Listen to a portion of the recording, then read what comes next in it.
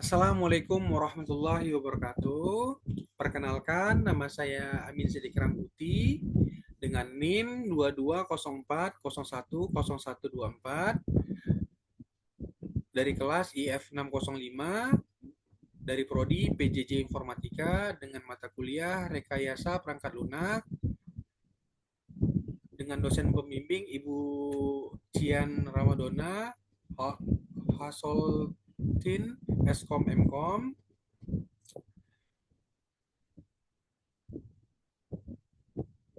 Baik, pada kesempatan ini saya akan mempresentasikan analisis gambar 1 sampai dengan 4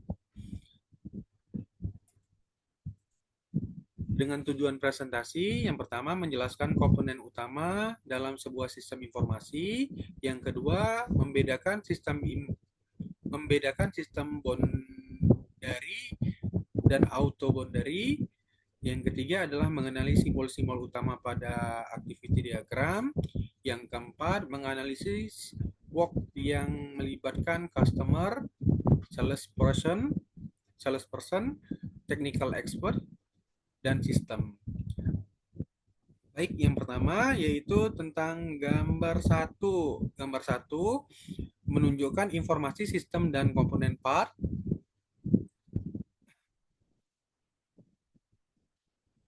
Gambar 1 menunjukkan komponen-komponen utama dalam sebuah sistem informasi dengan contoh customer support system. Pada gambar terdapat beberapa komponen yaitu input, hardware, software,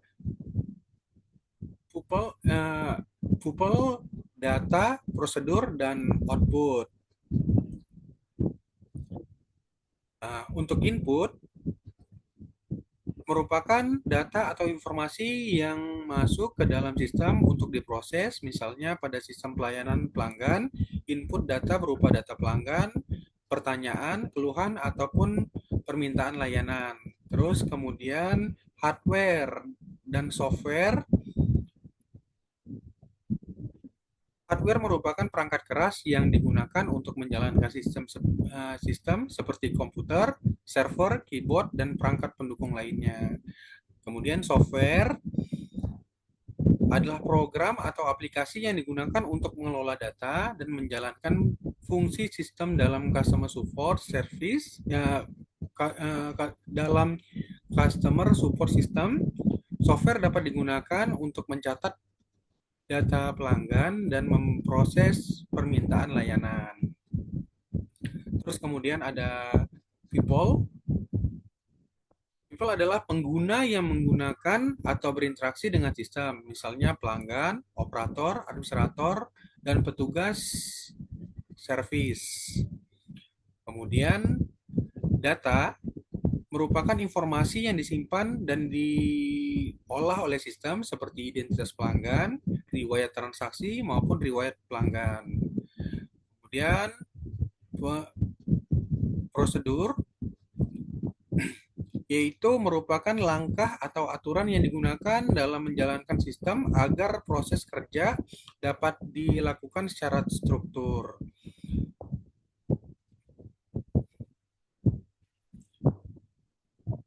Setelah seluruh komponen tersebut bekerja bersama, sistem menghasilkan yang namanya output. Untuk output itu informasi hasil pengelolaan yang dapat digunakan oleh pengguna.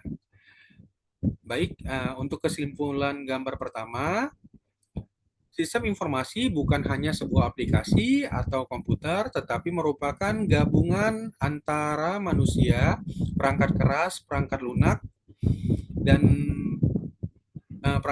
data, dan prosedur yang saling terhubung untuk mengubah input menjadi output. Oke. Untuk gambar berikutnya yaitu gambar 2. Di sini sistem boundary atau automation boundary. Gambar 2 menjelaskan perbedaan antara sistem boundary dan automation boundary. Pada diagram terlihat lingkungan di luar sistem bagian manual yang dilakukan manusia serta bagian otomatis yang dikerjakan komputer. Sistem boundary adalah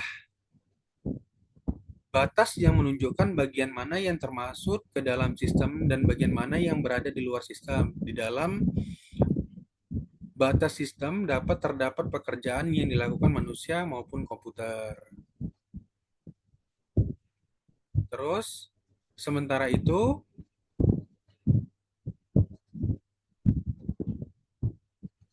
automation boundary menunjukkan bagian dari sistem yang telah automatisasi, artinya pekerjaan pada bagian tersebut dilakukan dengan bantuan komputer atau perangkat lunak.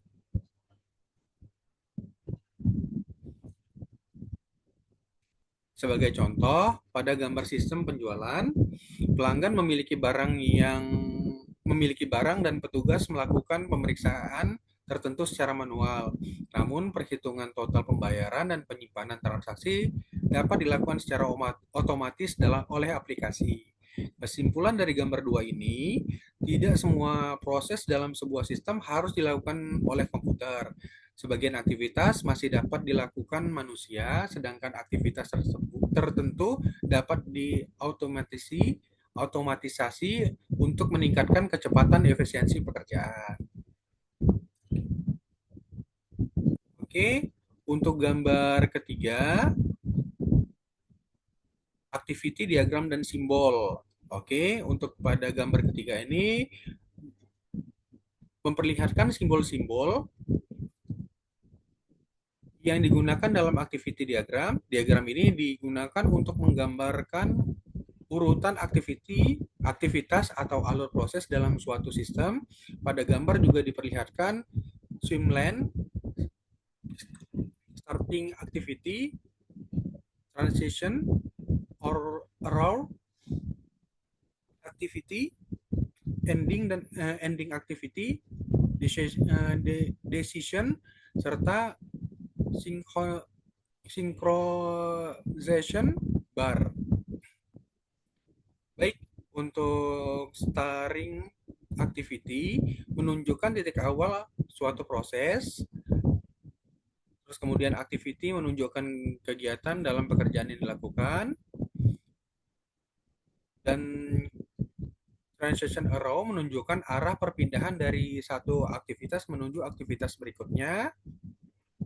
Kemudian decision activity digunakan ketika terdapat pilihan berdasarkan suatu kondisi, misalnya yes atau no. Terus untuk ending activity menunjukkan bahwa proses telah selesai. Untuk swim lane digunakan untuk memisahkan activity berdasarkan pihak atau bagian yang bertanggung jawab. Sedangkan synchronization bar atau split digunakan ketika suatu alur proses dibagi menjadi beberapa aktivitas, sedangkan synchronization bar yang join digunakan untuk menggabungkan beberapa alur kembali menjadi satu proses. Pada contoh yang digambarkan terdapat aktivitas seperti review finansial, kemudian prepare report. Diagram tersebut menunjukkan bagaimana suatu pekerjaan dapat digambarkan dari awal sampai selesai secara visual. Kesimpulan dari gambar 3 ini, simbol-simbol activity digunakan membantu pengembangan perangkat lunak, menggambarkan proses bisnis secara struktur, sehingga alur sistem lebih mudah dipahami sebelum sistem dikembangkan. Oke, baik. Untuk gambar keempat, nah, untuk gambar keempat, activity diagram that module a workflow. Gambar keempat ini menunjukkan merupakan contoh penerapan activity diagram untuk memodelkan workflow. Diagram membagi aktivitas ke dalam beberapa swim lane, yaitu customer, salesperson,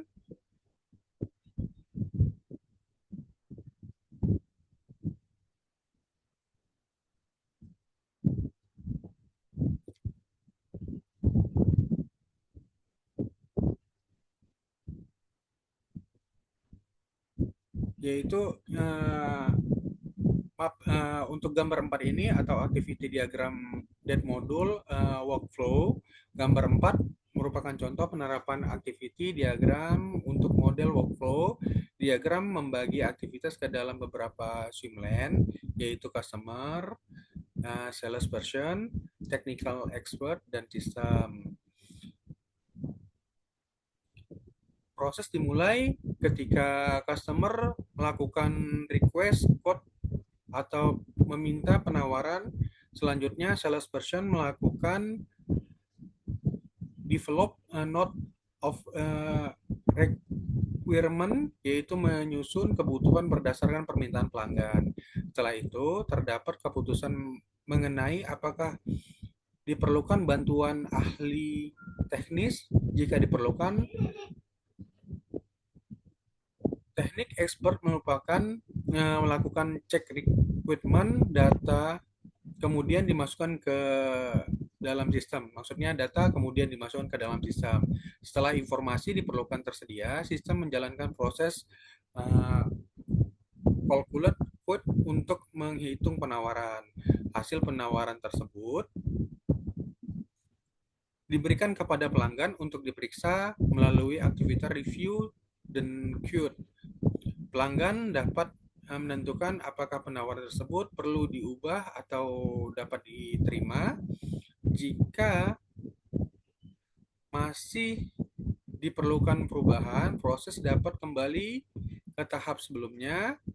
Jika tidak ada perubahan dan pelanggan menunjukkan penawaran, pelanggan melakukan accept quote as order dan proses berakhir.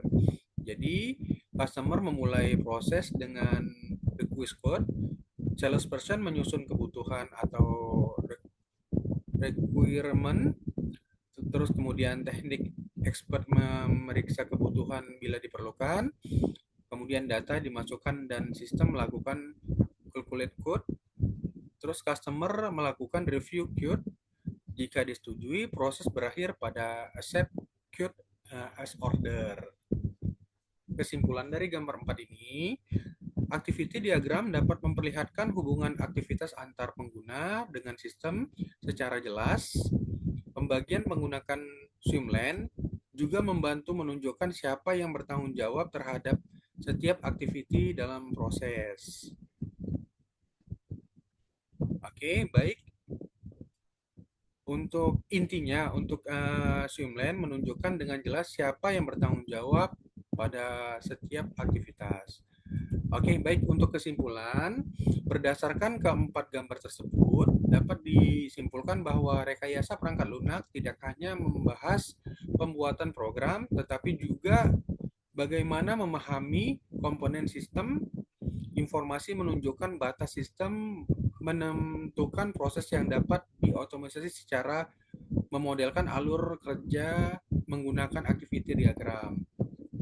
Dengan melakukan analisis dan pemodelan secara proses pengembangan, kebutuhan sistem dapat dipahami dengan lebih baik sehingga perangkat lunak yang dibuat dapat sesuai dengan kebutuhan. Ya, dapat disesuaikan dengan kebutuhan pengguna.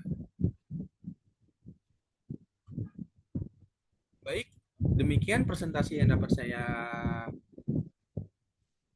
sampaikan. Atas perhatiannya saya ucapkan terima kasih. Wabillahi taufiq wal hidayah. Wassalamualaikum warahmatullahi wabarakatuh. Terima kasih.